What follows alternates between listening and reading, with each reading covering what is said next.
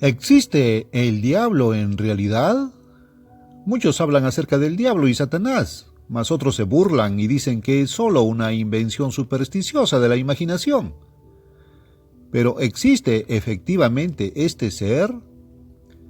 De acuerdo con la mayoría de los cristianos, es de suponer que la Biblia enseña que el diablo es el dios de este mundo. ¿Creó Dios al diablo? ¿Qué nos dice la Biblia realmente? Para averiguarlo, remontémonos hasta el principio mismo. Abramos la Biblia en Génesis 1:1, donde leemos: en el principio, Dios. Dios fue antes de todo. Creó Dios los cielos y la tierra. Pero el siguiente versículo dice: y la tierra estaba desordenada y vacía. Las palabras hebreas traducidas aquí desordenada y vacía son tohu y bohu. Vertidas al castellano significan caótica, en confusión, desolada y vacía. Cuando Dios creó la tierra en estado de confusión, ¿la creó trastornada y en caos? En 1 Corintios 14:33 leemos que Dios no es Dios de confusión. Él es el autor de la paz, es el autor del orden y la ley. ¿Por qué habría de crearla en confusión para después ponerla en orden? Eso debería ser absurdo. Cierta autoridad en el idioma hebreo afirma que la palabra hebrea bara, que en Génesis 1:1 se tradujo como creó, implica que lo creado fue una obra perfecta. La palabra creó en dicho pasaje implica un sistema y un orden en completa perfección y belleza, no en caos o confusión. El libro de Job presenta al autor hablando con Dios acerca de la creación. Dios le dice: ¿dónde estabas tú cuando yo fundaba la tierra? Esto implica que Job había dirigido la construcción de un gran monumento, algo así como la gran pirámide de Giza en Egipto. Job era justo y en cierta forma se sentía muy orgulloso de sus realizaciones, mas ahora, por medio de una comparación de logros, Dios empezó a enseñarle lo que es la humildad. El Creador continúa: ¿quién ordenó sus medidas, si lo sabes?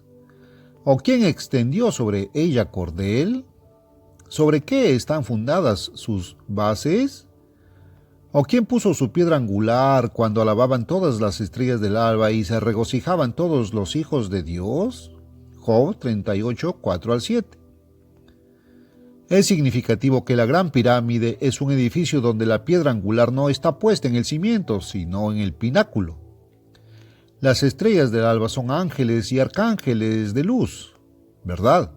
De acuerdo con la interpretación que la Biblia da de sus propios símbolos. Ver Apocalipsis 1:20. Puesto que son creación de Dios, también se les llama los hijos de Dios. Esta es otra indicación de que la creación de la tierra fue perfecta y gloriosa. Entonces, ¿cómo se volvió caótica? La voz hebrea allá, que en Génesis 19:26 es traducida como se volvió, es la misma que los traductores vertieron, estaba en Génesis 1:2. Ver también Génesis 2:7 y 9:15. En los 3 primeros capítulos de la Biblia y en muchos otros pasajes donde encontramos la misma palabra hebrea allá, casi en cada caso se denota una condición diferente a la que prevalecía previamente. En otras palabras, la tierra se volvió caótica. No siempre estuvo así. Está claro que aquí la palabra estaba allá tiene el significado de se volvió. En Jeremías 4:23, Isaías 34:11 y en otros pasajes de la Biblia encontramos las mismas palabras tohu y bohu, las cuales significan caos y confusión. Y en cada caso esa condición es el resultado del pecado. En Isaías 45:18 leemos: porque así dijo el Eterno que creó los cielos. Él es Dios, el que formó la tierra, el que la hizo y la compuso. No la creó en vano. La expresión en vano es una traducción incorrecta. En algunas versiones bíblicas se encuentra la traducción correcta en la nota marginal: en confusión. La palabra hebreo original en dicho pasaje es tohu, misma voz que se empleó en el original hebreo de Génesis 1:2, y que significa confusión, vacuidad o desolación, condiciones que son la consecuencia del desorden, el resultado de la transgresión de la ley. En Isaías 45:18 se declara llanamente que Dios no creó la tierra tohu, es decir, no la creó en confusión ni en desorden. Pero en Génesis 1:2 la tierra se hallaba, porque se había vuelto caótica y en confusión. Vemos pues que nuestro planeta quedó en tal condición después de haber sido creado. Pero, ¿qué fue lo que ocasionó tal confusión, tal desorden? ¿Qué pecado pudo arruinarlo y dejarlo en el estado en que lo encontramos en Génesis 1:2? Ahora bien, ¿cuál fue el pecado que ocasionó esta destrucción física a la tierra? No fue un pecado cometido por el ser humano, puesto que no hubo hombre sobre la tierra hasta el sexto día de aquella recreación. Así es que no se trataba del pecado del hombre. En 1 Corintios 15:45, Adán es llamado el primer hombre. En Génesis, a Eva se le nombra la madre de toda la raza humana. No hubo otra raza con anterioridad a Adán y Eva. Por tanto, el hombre no ocasionó el pecado que produjo ese estado de caos. Sin embargo, cierta vida tuvo que haber poblado la tierra, ya que en ella ocurrió un pecado que la dejó en desolación y desorden por infracción de las leyes de Dios. ¿Qué clase de vida pudo haber sido esta? No era humana. Entonces, ¿qué clase de vida había poblado este planeta antes de Adán, antes del periodo que se conoce como la semana de la creación? Leamos 2 de Pedro 2:4, porque si Dios no perdonó a los ángeles que pecaron, aquí se menciona el pecado de los ángeles. Leamos ahora el versículo que sigue. Y si no perdonó al mundo antiguo las generaciones entre Adán y Noé, sino que guardó a Noé, pregonero de justicia, con otras 7 personas, trayendo el diluvio sobre el mundo de los impíos. Se trata aquí de los pecados que fueron cometidos desde Adán hasta Noé y de la destrucción física que sufrió la tierra mediante el diluvio, la espantosa condición física en que quedó el planeta a causa de los pecados de aquella época. ¿Acaso ocurrió una catástrofe sobre el globo terráqueo como consecuencia de los pecados de los ángeles? El pecado de los ángeles se menciona primero, y de hecho ocurrió primero. Cuando Adán fue creado ya existía el diablo. Por lo tanto, el pecado de los ángeles ocurrió antes de la creación del hombre. Ahora leamos 2 de Pedro 2:6. Y si Dios condenó por destrucción a las ciudades de Sodoma y de Gomorra, reduciéndolas a ceniza y poniéndolas de ejemplo a los que habían de vivir impíamente. El pecado se había hecho universal en aquellas 2 ciudades, y a causa del mismo sobrevino una destrucción física a toda la región que ocupaban. ¿No ocurrió entonces una destrucción semejante como consecuencia de los pecados cometidos por los ángeles de antes de Adán? En el versículo 6 de Judas leemos: y a los ángeles que no guardaron su dignidad, sino que abandonaron su propia morada, tenían un lugar donde morar, una habitación, un estado, pero lo abandonaron. Los ha guardado bajo oscuridad, en prisiones eternas, para el juicio del gran día. Notémoslo, son los ángeles que pecaron, los que están en prisión y tinieblas, sin luz ni verdad, hasta el juicio del gran día. ¡Cuán claro! Los ángeles tenían un estado que no guardaron. En Hebreos 2:5 leemos lo siguiente: porque no sujetó a los ángeles el mundo venidero acerca del cual estamos hablando. En otras palabras, el mundo de mañana, el reino de Dios, no estará bajo el dominio de los ángeles. En cambio, el mundo presente está bajo el dominio de los ángeles caídos. Los demonios y el diablo, quien los encabeza, gobiernan la tierra e influyen en sus habitantes. La Biblia indica y afirma esta realidad. ¿Cómo obtuvieron ellos el dominio? ¿Cómo adquirieron el poder que tienen? ¿Cómo retuvieron el control? ¿De dónde obtuvo el diablo el poder para controlar, dirigir y gobernar el mundo? Satanás es el caudillo de los ángeles caídos, según lo afirma la Biblia en diferentes pasajes. Juan 12:31, Mateo 12:24, 25:41, Apocalipsis 12:9.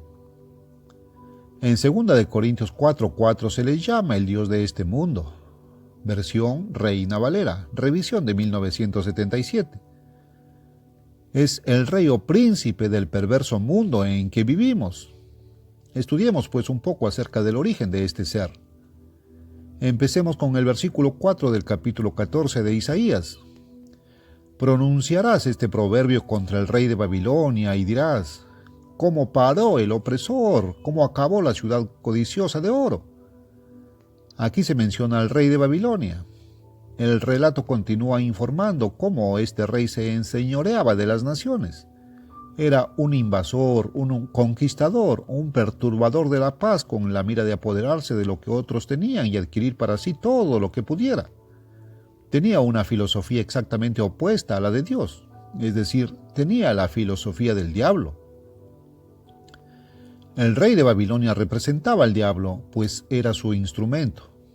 Este rey de Babilonia será el futuro dirigente del profetizado Estados Unidos de Europa, la resurrección del Sacro Imperio Romano que se avecina, descrita en las profecías de Apocalipsis 17 y 18. En el capítulo 13 del mismo libro se le describe como un sistema al que Satanás da poder y autoridad. Luego, en Isaías 14:12 se deja de hablar de la representación o el tipo, el rey humano de Babilonia, para enfocar la realidad, Satanás, el gran antitipo.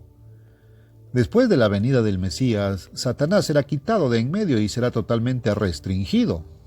La profecía de Ezequiel, de la cual hablaremos más tarde, revela que él es el mismo querubín Lucifer. Continuemos leyendo en Isaías 14:12. Como caíste del cielo, oh lucero, hijo de la mañana, cortado fuiste por tierra, tú que debilitabas a las naciones, tú que decías en tu corazón: subiré al cielo, en lo alto, junto a las estrellas de Dios, levantaré mi trono y en el monte del testimonio me sentaré, a los lados del norte.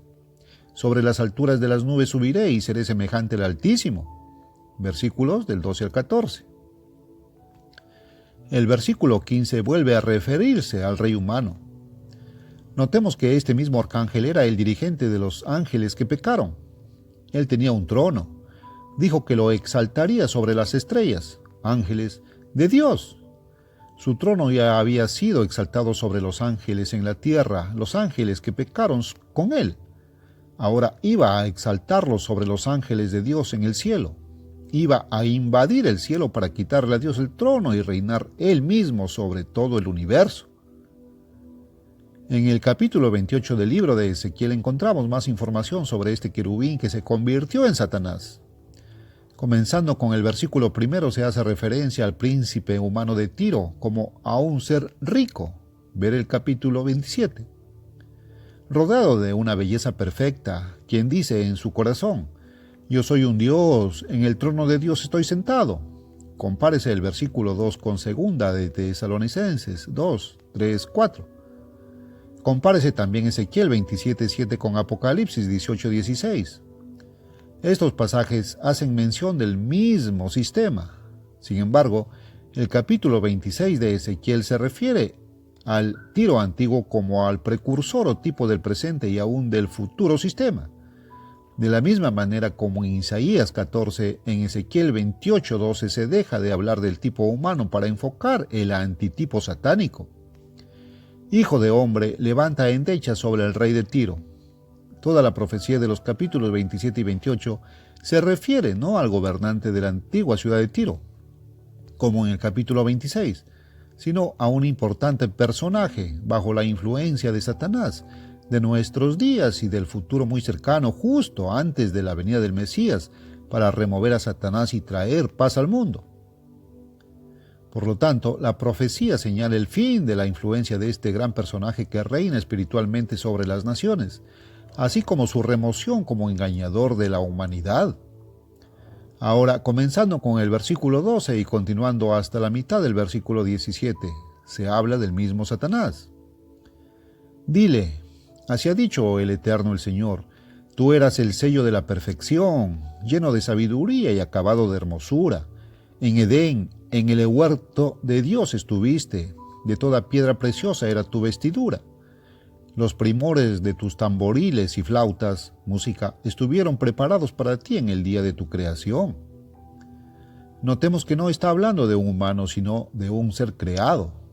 Dios nunca diría de un ser humano que es el sello de la sabiduría, la perfección y la belleza.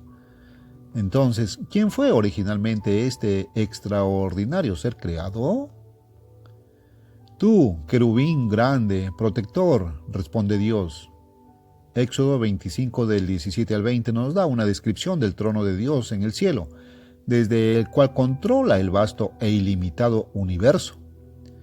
En este trono hay dos querubines, superarcángeles, cuyas alas se extienden y lo cubren. Este personaje entonces es el que se llamaba Lucifer, quien estuvo en el trono del universo, cabalmente experimentado en la administración del gobierno divino sobre el universo. Ahora se presenta como un ser en la tierra, mas en un principio estuvo ante el mismo trono de Dios, como lo muestran las siguientes palabras. Yo te puse en el santo monte de Dios, allí estuviste. En medio de las piedras de fuego te paseabas. Perfecto eras en todos tus caminos desde el día que fuiste creado, hasta que se halló en ti maldad, desobediencia. Luego Dios le atribuye violencia, pecado, perversión y corrupción de la sabiduría, afirmando que se volvió orgulloso, que su corazón se enorgulleció a causa de su belleza. Más adelante, en el versículo 17, se vuelve a hablar del tipo humano, quien será el principal instrumento en manos de Satanás en los grandes acontecimientos mundiales que conducirán a la venida del Mesías para establecer el gobierno de Dios sobre todas las naciones. Este personaje humano, afirmando ser Dios, sentándose en su santuario y haciéndose pasar por Dios, segunda de Tesalonicenses 2, 3, 4, será consumido por fuego y reducido a cenizas, Ezequiel 28, 18. Luego, en Apocalipsis 19, 20, se mencionan dos personajes humanos, instrumentos de Satanás.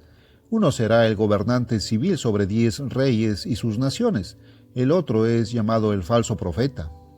La profecía de Isaías 14 presenta al rey de Babilonia como el gobernante civil. Resumamos lo que hemos establecido hasta ahora. La tierra fue creada perfecta. Los ángeles gritaron de alegría cuando Dios la creó y desde entonces estuvo poblada por ángeles. En ella había un trono desde el cual gobernaba Lucifer, un superarcángel, un querubín. Había sido cabalmente instruido en la administración del gobierno divino, estando ante el mismo trono de Dios en el cielo. Dios lo había colocado en el trono de la tierra para que administrara allí el gobierno divino sobre los ángeles. Había felicidad, paz, alegría en el planeta. En Ezequiel 28:15 leemos: perfecto eras en todos tus caminos desde el día que fuiste creado hasta que se halló en ti maldad. Dios no creó al diablo, sino a un superarcángel hermoso y perfecto, pero le dio libre albedrío, el derecho de escoger por sí mismo. Le dotó de una mente para pensar y razonar libremente. Lucifer permitió que su belleza y perfección lo llenaran de vanidad. Sintió envidia del poder de Dios y resentimiento por su autoridad sobre él. Conspiró con sus ángeles y los guió a formar un ejército para invadir el cielo y destronar a Dios. Él quería ser Dios y su influencia engañosa sobre el príncipe de Tiro será lo que causará que este personaje afirme que él, un hombre, es Dios. De este modo, Lucifer no es más un portador de luz, sino un adversario, un agresor, un competidor, un enemigo. El nombre Satanás quiere decir adversario. Los ángeles que le siguieron se convirtieron en demonios. Una tercera parte de los ángeles se unieron a Satanás en la rebelión. Fue esto lo que ocasionó el caos en la tierra.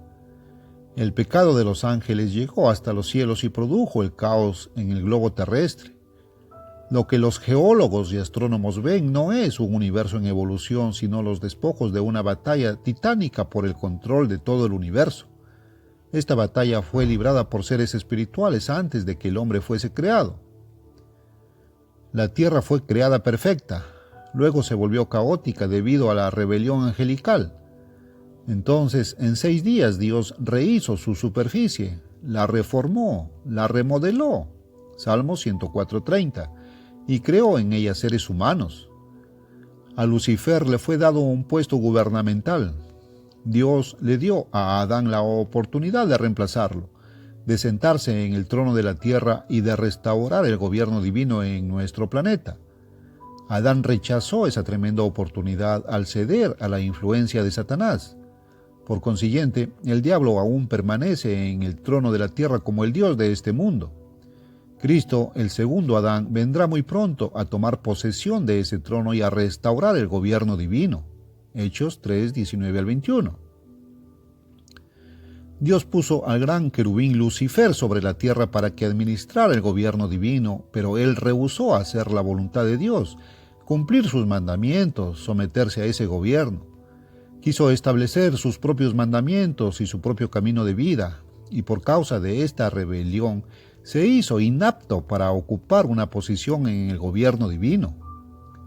Adán tuvo la oportunidad de reemplazarlo, pero fracasó en la prueba que se le puso para ver si vencería y obedecería a Dios.